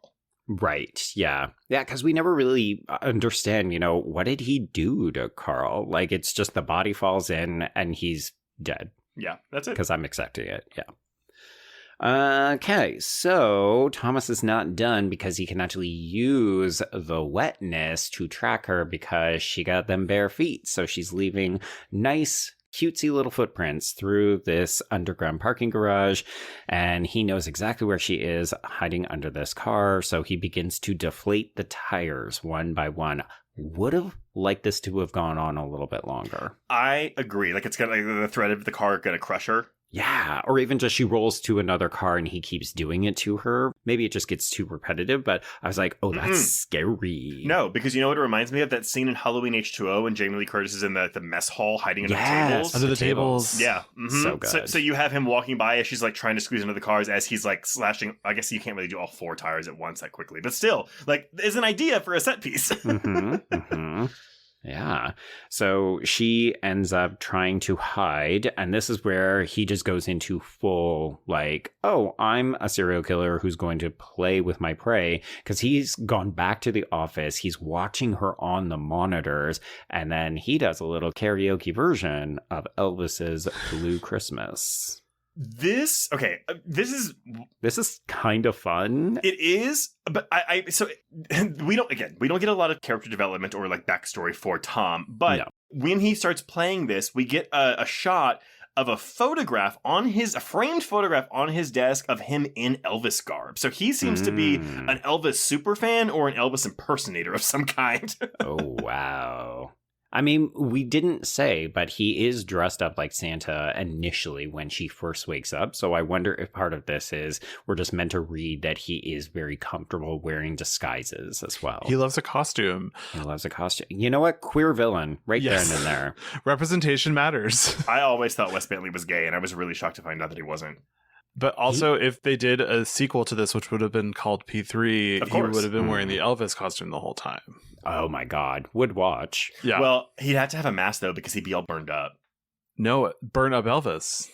Oh, burn up Elvis. I think that would be highly entertaining. He's like Cropsy, only in Elvis costume. Yeah, do you think the Elvis estate would sue? Maybe. Anyway. It's parody. It's covered by parody. Okay. You would know. You work in film, so. No, I don't know. I'm just lying. You're really good at saying declarative Stuart, statements. we could not trust anything you're saying, truly. I'm a very confident fact teller, but also immediately I'm like, I don't know that. Right. I shouldn't say it, but I just said it very confidently. Okay. All right, so when she realizes that he can see her, this is when she grabs the fire axe and she begins to dismantle a bunch of different security cameras. Again, could have taken a little bit more of this because she makes a dent in them, but it doesn't ultimately end up sabotaging him too much. No, but it is like the beginning of the turning of the tables on him, I would say. Yes. Where it's like he's taking like he has like a lot of power over her, but like taking away like some of the knowledge that he has. Yes. Enables her to like hide a little bit better. And she's also starting to fight back, right? She's not just trying to flee or hide. She's actively saying, okay, I know what I can do to hurt him. I need to begin fighting back. Okay, so unfortunately, he does know which buttons to push because she is a survivor of sexual violence. So he just has to play this video cassette of him groping her unconscious body in between drugging her and then chaining her up at the table. So she gets distracted by this. Good moment for Nichols. I mean, again, it's silent, it's eye acting, but like you can see the shift on her face as she watches this tape. Yeah, because she realizes, wow, okay, so, I mean, you probably suspect it when you wake up and your clothes have been removed, but this is confirmation. Yeah. Do we think he did anything else to her besides, quote unquote, just rub his fingers across her lips and feel her boobs? I hope not. I hope not. I think we can take the video as evidence of that's what he did. But yeah, I mean, you also understand, oh, well, he's capable of that. So what else is he capable of? And again, like for a movie coming out in 2007, I almost respect the fact that we're not really like getting exploitative with sexual violence, sexual assault. You could watch this scene and say, yes, he did like rape her in some shape, way, or form, even though we're not seeing it. Or you can say it's not, because either way, he's still a piece of shit. Yeah. Well, I think it's underlying the entire premise of the film and their relationship specifically. Like, this is sexualized violence because he's doing this because he wants to nail her. And she clearly has never paid any attention to him because it's like, who the fuck are you? But yeah, I do think this movie could be very triggering for people who say, oh no, like that's what this movie is suggesting. And the suggestion means that it could have gone way further. Yeah. Yeah. Okay. So who knows where this might have gone, but this is where the police car begins to show up. So we need to tase Angela a bunch of times and dump her body into a car trunk. And hey, everybody, we're back to the beginning of that fucking in media res opening. Maybe we're caught up, so it doesn't matter anymore. Yeah, exactly. But it sure hooked us right from the beginning, didn't it? Yeah. I just wanted to see how she got that wrench. Right. Yeah. Okay, so I actually thought it was a car jack, like for the tires to pull the bolts off the tires. Oh yeah. It could be that. I thought it was a crowbar, but you know what? Okay. Any of these items work. The gay guys try to guess what the tool is. I don't drive. I did write crowbar on my notes, but then I put tire iron, but it's not like one of those, like, you know, it's not a sorority row tire iron. It's just like, it's like a curved bar. Right. Well, Trace, remember that sorority row instrument does not exist. That is such a fucking fictional weapon. No, it exists just without the blades, but like that item still exists. But this is not the same. Your like, tire irons don't have knives on them? I wish, right? My God. That must be an LA thing. I'm sorry. This is for when somebody tries to attack me as I'm changing a tire after I've been, you know, forced off the freeway or something, right? Yeah, as if I'd ever know how to change a tire. CAA? Yes. Geico? Help me. All right, so, yes, she's in the trunk. The police are here, but of course, Tom knows how to play this situation. He's acting very normal. He gets a ride with them, then he gets out at his office. They continue down and around. He's watching them on the monitors, and he's also watching to make sure that she's not trying anything, even though she is trying to pop the lid of this trunk. Yeah, I love that he can't hear any of that. He can only see what's on the security camera footage. So I do think there's a bit of suspense, even though it's like suspense for Tom when that cop car drives by the car she is trapped in. Well, remember by this point, because he anticipates that she's probably going to try to call for help, so he has turned on Santa Baby over the loudspeakers. Of course. Yeah. Okay, so she ends up ultimately escaping, but she is just a couple minutes too late because they have already driven out of P1 by the time she runs up. And of course, Thomas is waiting there with Rocky the dog, who he sicks on her. Oh, yeah. This dog death is rough. Yeah. I was surprised. So I do struggle watching dog deaths in movies, like especially when you hear them whimper. I did not have that experience with this dog. Is it because the dog doesn't whimper? No, it does whimper, absolutely. I don't feel bad for this dog. Maybe it's because we don't really get to see it. It's not really cute. It's just an attack dog. But like, this could have been shot much gorier with the dog. Like, we're instead getting a lot of extreme close-ups of the stab wound she's doing into it. But we're not seeing like, you know, the intestines spill out of this dog or the dog's head come off or whatever. So for a dog death that is this violent, it's presented, I think, in a very restrained way. What I thought they would have found a way to have her get hit trapped in something, but alive. Because movies don't like to kill dogs. Because, well, of this era, though? Yeah, I guess it was a mean time for movies, but... I mean, horror movies kill dogs pretty regularly, I feel like. Yeah, but they don't have the protagonist kill dogs. Ah, right. Michael Myers kills and eats a dog every year, but... Did you just say eats a dog? Yeah, probably. What's he eating? Oh, no, he does eat... No, he does eat the dog. He has a dog. Yeah, you're right. Yeah. Michael Myers corner. But you don't have the protagonist killing dogs all the time. Right. Yeah, for sure. I agree with you, though, Stuart. It did seem surprising. I thought that maybe when the dog breaks in, she would try to go out the other door, but that dog is full on attacking her. She does get a pretty significant bite on her arm when she's trying to defend herself. So, yeah, again, we're going for more realism here. So the idea that she would have to kill this dog in order to get away from it seems, right. Yeah, I think so. Okay, so the dog is dead, and she ends up breaking... Is this Wes Bentley's office, or is this a different security office where she calls 911? According to Wikipedia, it's a car rental office. Okay. What? A car rental? I guess if it's an underground parking garage, they might share it with a car rental agency. Well, I think that's how she gets keys to one of the cars. And then, right. Oh, right. Because I guess that makes sense, right? Because like there are so many cars in this parking garage. Yes. Okay. That was not immediately clear. I feel like maybe we could have established that a little bit more, maybe earlier on in the film. Mm-hmm. Yeah. Like she walks by some kind Avis. of enterprise or something. Okay, so yeah, she has managed to call 911, but all of the lines are busy, which is just, oof, classic. That's rough. I mean, again, it is Christmas Eve in Manhattan, so... Mm-hmm. Yeah. It's probably a very busy night for accidents and other kinds of things. Maybe even prank calls. Who Robberies. knows? Sure, I guess. I don't know. Home Alone. I mean, Santa is breaking into all of those houses, going down those chimneys. So. And there's wet bandits, right? Yeah. Yes. All right. So Thomas has found the corpse of his dog, and he's very bewildered. Like, why would she kill this defenseless animal? He just starts screaming all over the place. Mm-hmm. So she has hidden by this point, so he is free to hang up on the 911 operator. Folks, fun fact, if you were ever a child who accidentally, in air quotes, called 911 as some kind of joke, they will send a car, even if you say never mind, or if you just hang up, they'll send a car. I did that once because some of my relatives, we were all hanging out, and like these relatives had like a really old timey rotary phone, and I thought it was fake. Oh no! And so I was like 5 years old, and I called 911, and I hung up immediately. And it doesn't matter. Oh yeah, no, like 5 minutes later, my mom walks in with someone else and was like, "Who called 911?" And I was on like a really good kick, and I raised my hand because I was trying to like, if I say the truth, and I won't get punished.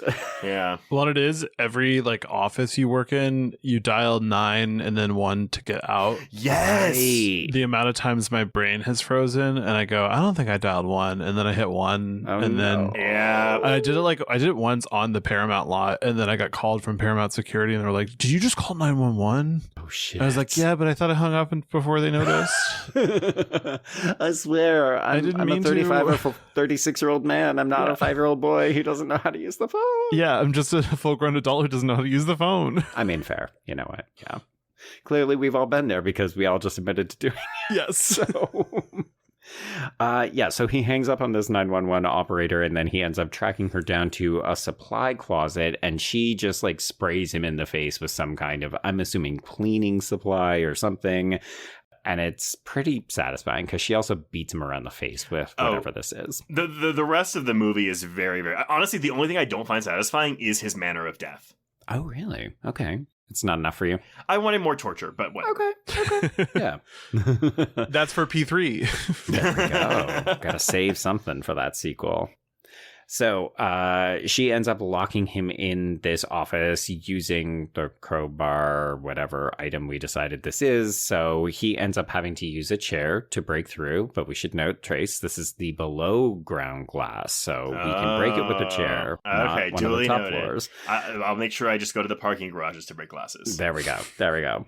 Yeah, so she has also grabbed a bunch of keys, as you said, Stuart. So she's going around trying to find the correct car that it attaches to. And then we're basically off to the races. We're driving this car, but we're still handcuffed. And she's not trying to be careful because she's trying to get the fuck out of here. And of course... I think this is the one moment in the film where I was like, of course this is what happens. Like, she's so close to driving out of this gate. Yes. Only to get T-boned. Yes. Yeah.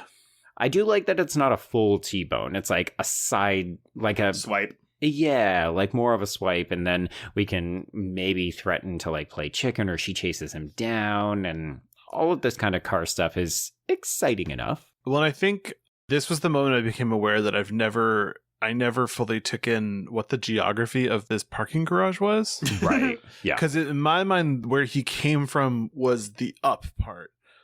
Oh. But then I was like, okay, you're way overthinking this. Yeah. I don't mind. Like, I don't think that the parking garage ever becomes like a maze-like sense of geography, but I didn't feel like this was like a cheat, you know, where I was like, No. wait, how did he get there? Right. Yeah, you're just kind of like, how did he get in the car so quickly and know how to get to her? But whatever, who cares? Yeah, exactly. So, yeah, we end up playing chicken. He ends up bailing, but she gives pursuit, and then she's kind of trying to hit him, but she miscalculates, and she ends up partially rolling the car that she's in. She is not okay, but it also turns out this is a ruse because she's had her head down on the horn to lure him in, make him think that she's unconscious. And when he goes to check her out, she gets him in the eye with this nail file. This is fantastic. And it's great. We have 2 extreme close-ups. So the first, it's a split-second shot of this thing going into his eye. Mm-hmm. But what I love is we get another one when he pulls it out. Right. And let's not forget that this gets you an R rating according to Dust Bunny. Oh my God. Wow. Yeah. Yeah. Okay. So she has gotten him in the eye. It's glorious violence. It looks great. And then she gets him in a stranglehold using the handcuffs, which I also quite enjoyed. And at this point, I'm like, okay, she's got the upper hand. We're clearly in the climax because we're finally getting some direct contact and physical violence. And then she basically uses his keys to unlock herself, and then she handcuffs him to the car. And we, of course, have noticed that the gas is leaking out. I do love her because she gets a couple one-liners in here, but her "let me help you for a change, motherfucker." Mm-hmm. It's so good to have the tables turn. Oh, yeah. The turns have tabled. Yes. There we go. The businesswoman, the beautiful businesswoman is beautifuling and... Yeah, we'll work on that. The boobiful business woman. In the business of killing Thomas, she's on the top floor. Yes. She breasted boobily down the stairs. Okay, so yeah, she has handcuffed him to the car. She begins to walk away. He, of course, does this. Oh, everybody always leaves me. I'm always alone. I'm so sad and pathetic. And you're like, yeah, you're a big fucking loser. But of course, when she turns her back on him and starts to walk away, what does he do? But the typical man behavior. So he calls her a stupid fucking cunt. Okay. And she just leans down with this taser, sets that gas on fire, and up he goes. Joe, this comes out 5 months Hostel after 2. Hostel Part 2. Yep. I was like, whoa, Immediately what I thought of. synergy. Maybe stop calling women cunts and they won't fucking murder you. Well, but the difference is, because remember in Hostel Part 2, like that's the whole thing about that character. She hates the word cunt, so like it actually holds meaning at the end when he calls her that. Yeah. I love that this is like two movies in 2007 where these two women just kill their attackers for calling him a cunt. Yeah. You know what? Let's kill some more people who call women cunts. Just saying. So he goes up in flames. And Trey, so what is it? You wanted more sustained violence? You wanted her to like rip off a fingernail or two or something? Or you just what? It's because, okay, he dies, but he still doesn't really like get it, you know? Like he's just like, oh my God, like you're doing that. Why are you doing this to me? No, I want her to like be like, you are a fucking asshole. You're a psychopath, and this is fucked up, and I'm gonna keep doing this to you until you're dead. I think at the end of the day, he was never going to get it. No. I know, but I just wanted something. I wanted her to play with him for a little bit.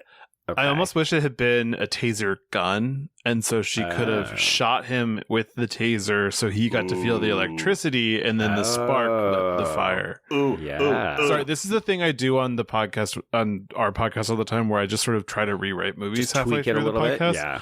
Actually, because I'm annoying. What would have been cool? So she has the taser gun type thing, and one of them goes into his empty eye socket and lights it on fire. Yes. Oh, so we get to see the spark come out of the empty socket? Yeah, that would have been Nice. good. That would have been good. The final spark in his eye. Anyway, it is cathartic to hear him just screaming in pain as he goes up, but still. Yeah.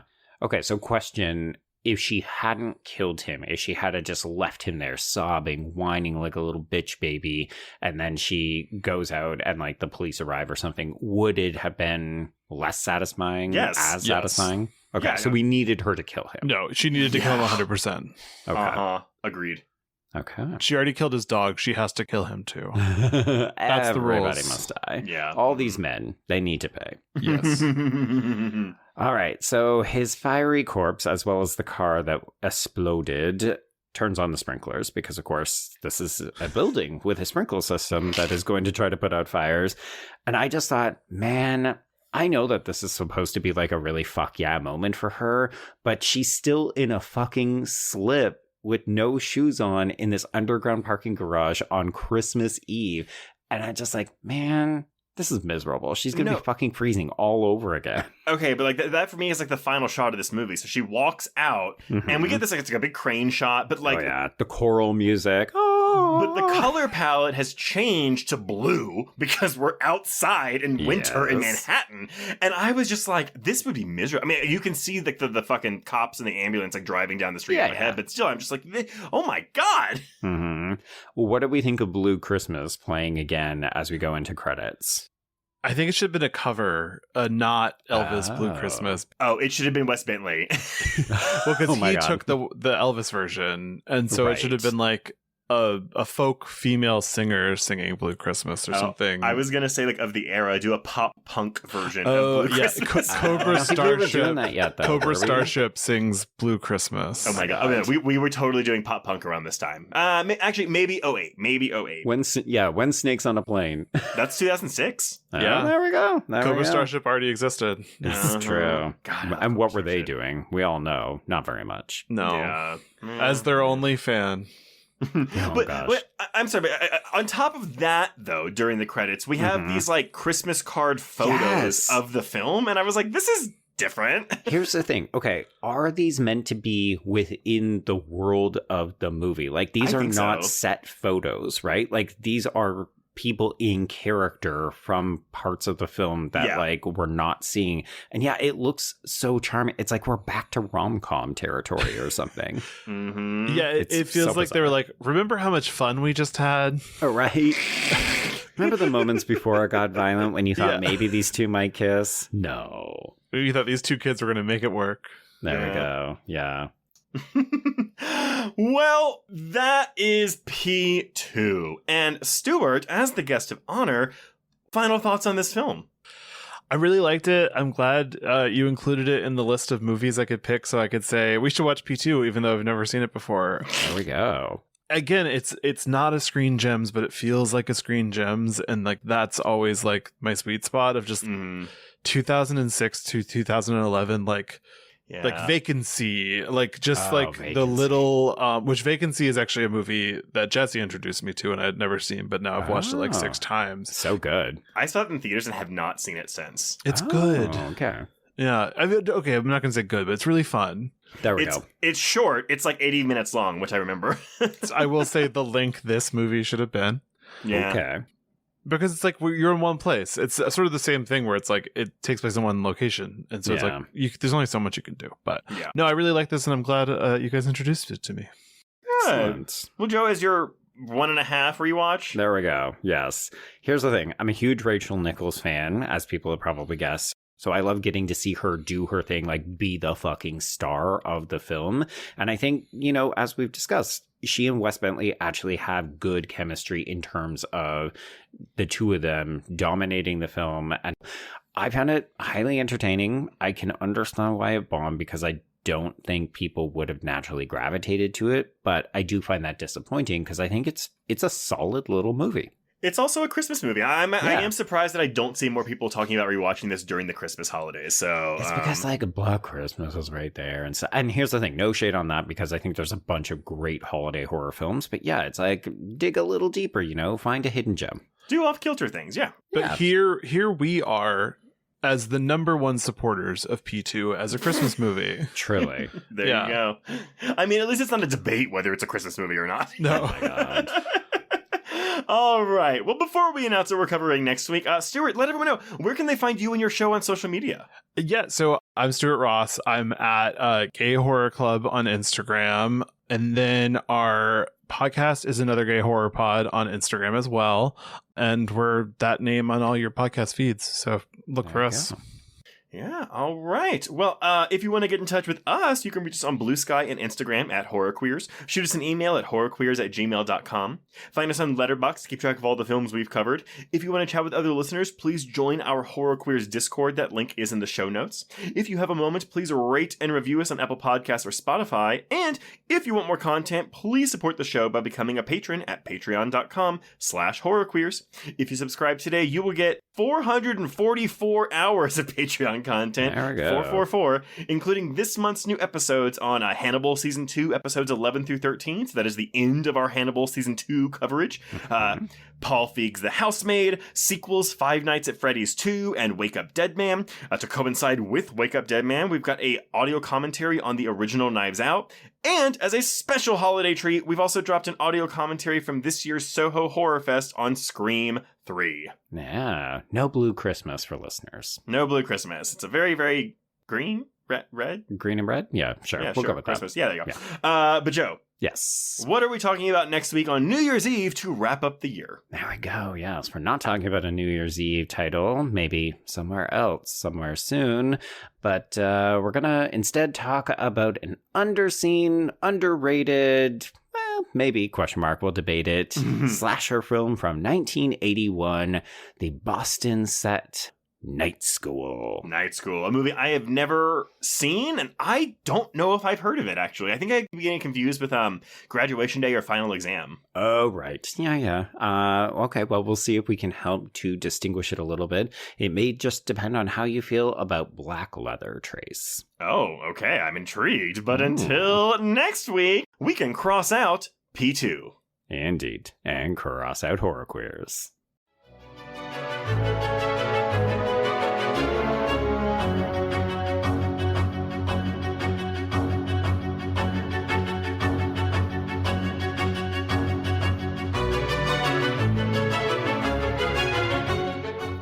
Did you know that parents rank financial literacy as the #1 most difficult life skill to teach? Meet Greenlight, the debit card and money app for families. With Greenlight, you can set up chores, automate allowance, and keep an eye on your kids' spending with real-time notifications. Kids learn to earn, save, and spend wisely, and parents can rest easy knowing their kids are learning about money with guardrails in place. Sign up for Greenlight today at greenlight.com/podcast.